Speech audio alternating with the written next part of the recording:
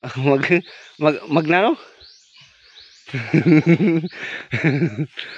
Magbalat San Lubi.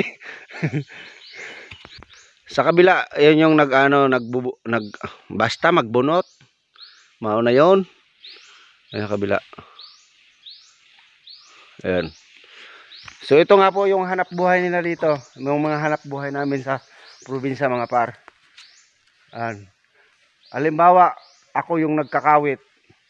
Kakawitin ko yung yung nyugan nyo. Tapos depende kung depende sa kung anong pinag-uusapan nyo o kung hati kayo sa binta o isang araw lang 500. 500 pera? 800? 600 pala mga par. Yung isang araw ganito yung nila. Ito sa kanila to. Sila lang magkakapatid at saka yung ama nila. Ayan, nagkakawit sa kanila kasi to. So tayo mga par, wala pa tayong sariling nyugan. Kailan kaya tayo magkakaroon ng ganyan? Ayan. Ayan, aakyat tayo sa kabila mga par. Sige lang. Ayan, nagpupulot ng nyug. Ayan. So ayan nga po mga par, kailangan itatambak, ipunin lahat para isang hakot lang ng kalabaw. Ayan sa baba nakatambak na.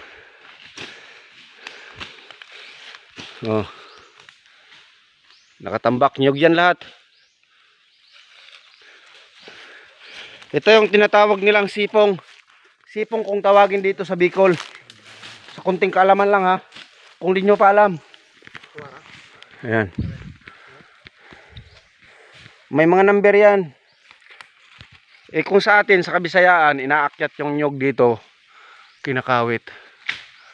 Ayan, gamit to. Di ba? Ang taas. Mga yan. 8 dugtong yata, 7 dugtong yata to.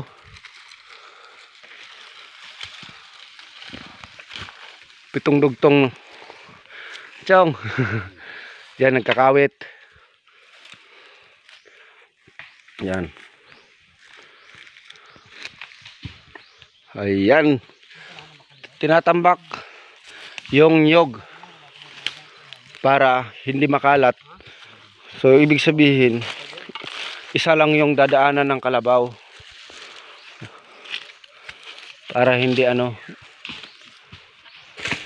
Yan pa